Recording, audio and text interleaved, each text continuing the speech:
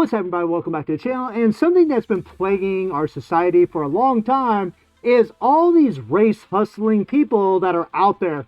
People that use race like black and minorities and Mexican and so on to their advantage, right? To make money off of those other people. And we actually have one right here. Good old Sunny, as we'll talk about here in a little bit, because you're going to hear her accuse this buyer, give some accusations to this gentleman right here, Mr. Coleman Hughes, about his opinions, because they are different than hers, and because they're different than hers, then, well, he's automatically a bad guy. But let's react to this. Let's listen to what they got to say and talk about it. So a lot of people equate color blindness to I don't see race, or to pretending not to see race. I think that's a big mistake. We all see race. Well, here's the thing about that, right? I'm going to react to Coleman right now. Yes, everybody obviously sees physical differences between each other. Of course we see race regarding our eyesight and looking at what's in front of us. But do we see race? Like whenever I look at a black man or a Mexican man, do I think, oh, they're different than me, oh, I'm better or I'm worse? No. I look at them as I would look at anybody, a human being. It doesn't matter what your skin color is. I just see human being, right? And that's what most people see.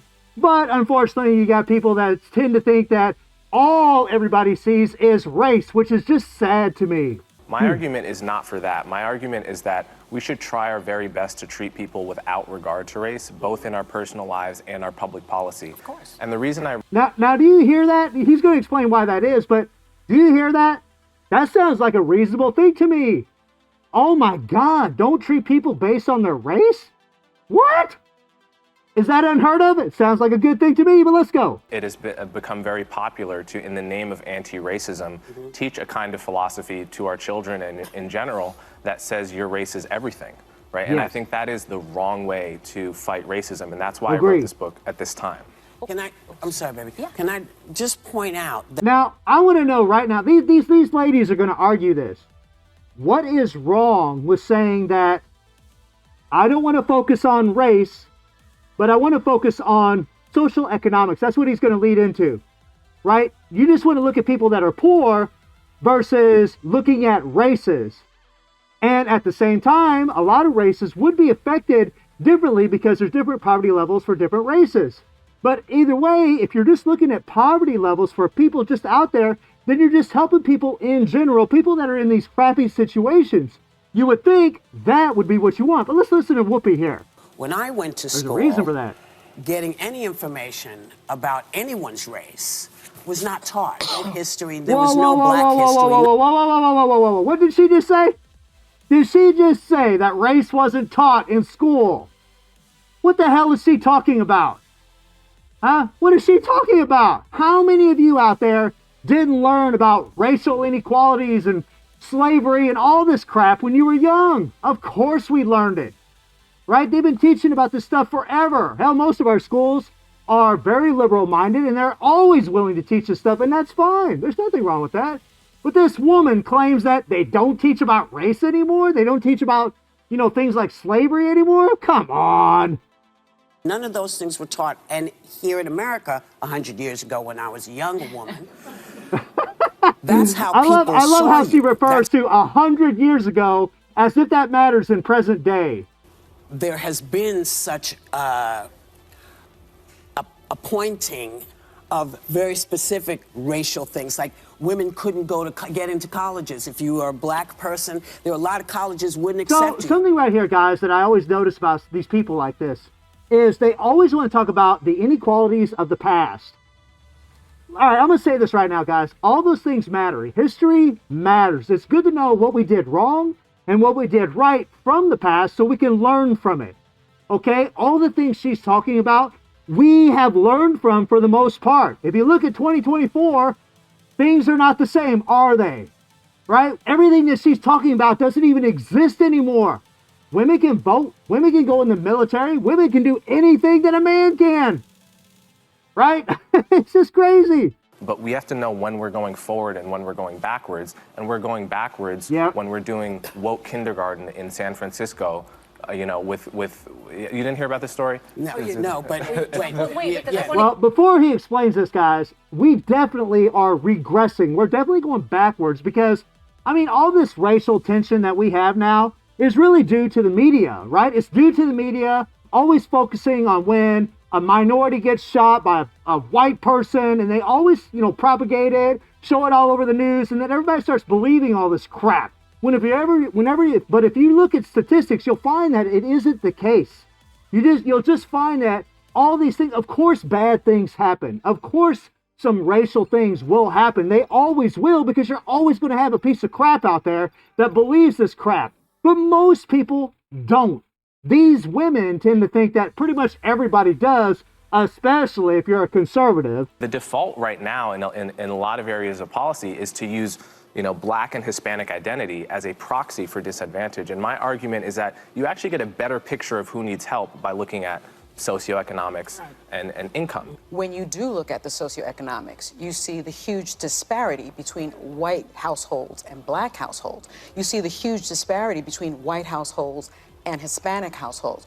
So your argument, and I've read your book twice because I wanted to give it a chance. Okay, all right, I want to comment on that. That little comment that she just made. She read the book twice to give this gentleman a chance. So in other words, she's saying that I hated your book. I thought you were full of shit. I don't agree with anything that you say. So she probably didn't even read it one time. Okay, come on, man. She probably just read it. She probably just glimpsed over it, picked out her little, talking points, and that was pretty much it. Argument that race has no place in that equation is really race has no place in this. Well, there's two separate questions. Cole is straight up saying that you should base everything on the social economics of the person, their poverty level, how much money are they intaking, what are their expenses, and all these things.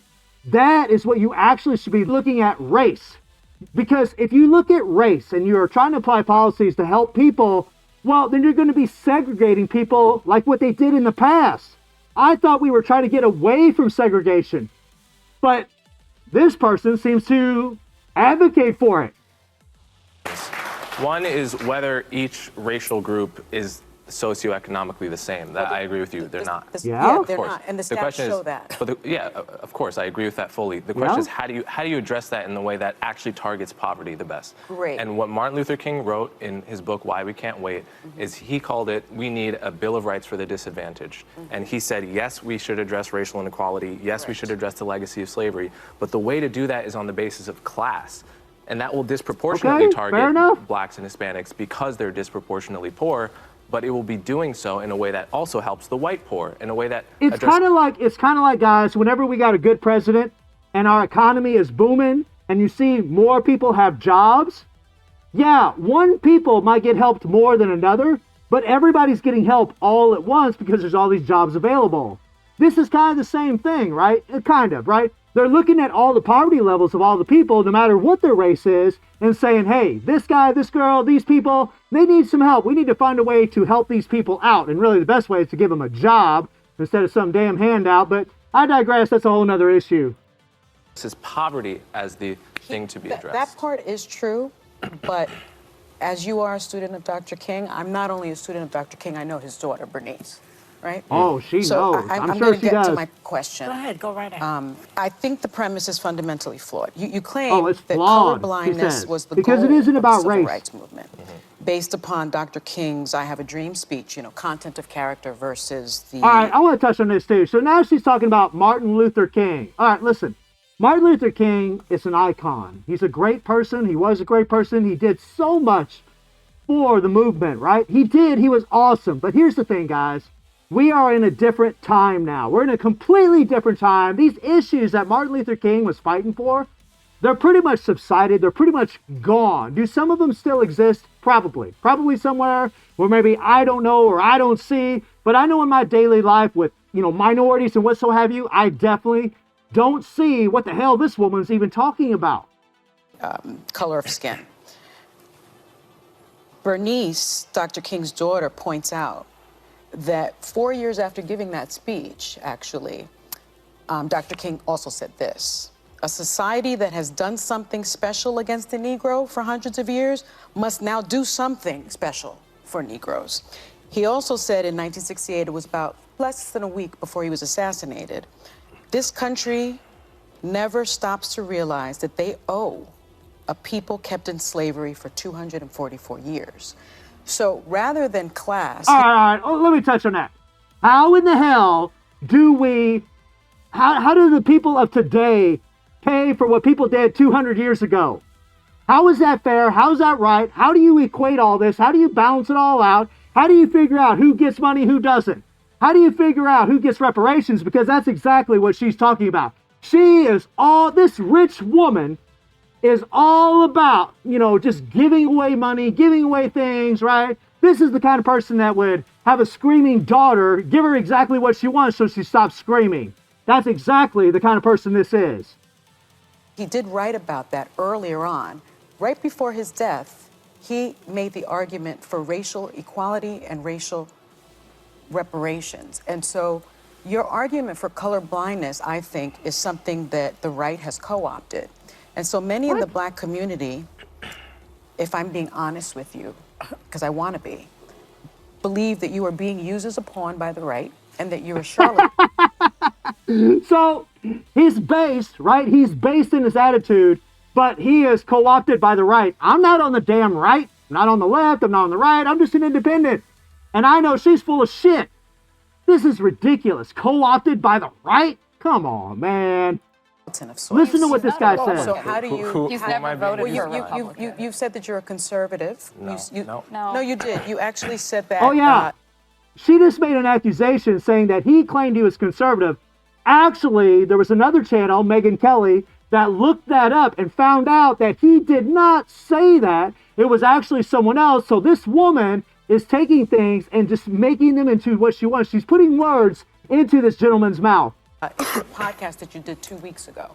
I said I was a conservative. Yes, you did. So, but my question to you is, how do you respond to those critics? Okay, let's give him answer. First thing I think it's very important. The quote that you just pointed out about doing something special for the Negro. That's from the book Why We Can't Wait that I just mentioned. Yes. A couple paragraphs later, he lays out exactly what that something special was. Yeah. And it was the Bill of Rights for the Disadvantaged, a broad class-based policy. But he also says you must include race. No, he didn't. He says it's Yes, he does. Okay, well, everyone should go read the book. Okay, Why we all Can't need to Wait. read the Let's book not so we get can make sidetracked sure by that Sunny's wrong, because we know she is. I don't think I've been co-opted by anyone. I've only voted twice, both for Democrats. Although I'm an independent, I would vote for a Republican, probably a non-Trump Republican if they were Listen compelling. to this guy. I don't think there's any evidence I've been co-opted by anyone. And He just said that he voted Democrat twice and that he really wouldn't even want to vote for a Trump supporter or a Trumper, right? Does that make this guy a conservative? Come on. I think that's an ad hominem I think he's just a tactic people base use person to not address really the important conversations that realizes we're having that here. race And is I think terrible. it's better, and it would be better for everyone if we stuck to the topics rather than make it about me. With I no agree. evidence But that I've been I co-opted. want to give you the opportunity to respond to the I appreciate the criticism. I appreciate it. I agree. There's You no- know what? Here's the thing about this. Do you see that smug look on that woman's face? That's because she really wants to play the race card right now. She really wants to be like, I'm black and blah, blah, blah, blah, blah. But she can't do it because this gentleman happens to be black too. So what she's doing is she's trying to be all, ooh, goody, goody, goody, and all nice and friendly, but really she's just trying to put him down and accuse him of a bull crap that just isn't even true. She doesn't even want to listen to his opinion. She doesn't want to listen to it. She doesn't want to agree with it. Here's the thing. When I see an interview with somebody and I see a talk like this, a little debate, and I see one person that wants to focus on race, that thinks race is the most important thing, and then I see another base person that says, no, man, we shouldn't be looking at that. We should be looking at social economics. What do you want? I mean, it just doesn't make no sense to me, these race hustling heifers, right? I mean, it's absolutely ridiculous, but let me know what you guys think about good old Sunny and her bull crap, and I hope you enjoyed the video. Thank you for watching. Y'all take care and have a good one. See you, everybody. Take care.